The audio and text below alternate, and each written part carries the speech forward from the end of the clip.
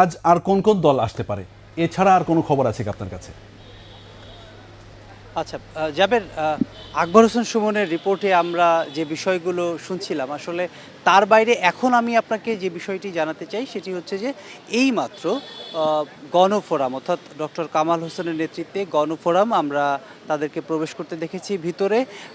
তাদের সাথে আলোচনার পর আর একটি দল রয়েছে জাতীয় পার্টি, তাদের তাদের আসার কথা রয়েছে 7:30 নাগাদ। এবং সেই জাতীয় পার্টির আলোচনার পর আসলে আজকের মতো আর আলোচনা এখানে হচ্ছে না। মানে আজকে নির্ধারিতই ছিল দুপুর 3টা থেকে রাত 8টা পর্যন্ত যে সমস্ত রাজনৈতিক দলগুলো আসবেন তাদের সাথে আলোচনা হবে।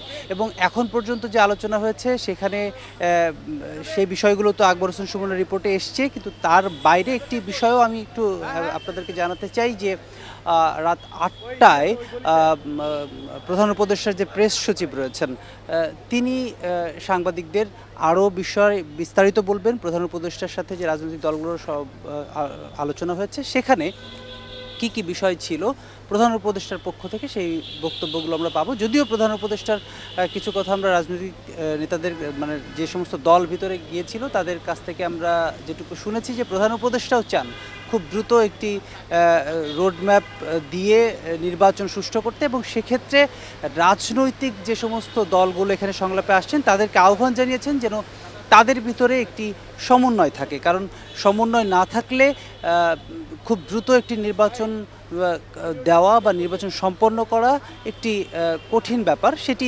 আমরা এই রাজনৈতিক দলগুলোর যে বক্তব্য সেখান থেকে জেনেছি এবং তারা আমাদেরকে জানিয়েছেন।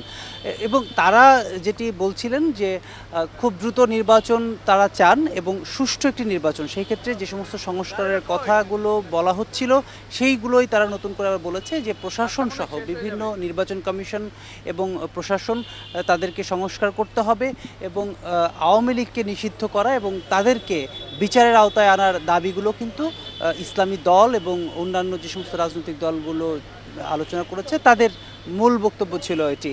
তো জাবের, নিশ্চয়ই পরবর্তীতে আমরা গণফোরাম এবং জাতীয় পার্টি তাদের আলোচনার পর যে বক্তব্য সেগুলো নিশ্চয়ই আমরা আপনাদেরকে জানাতে চেষ্টা করব।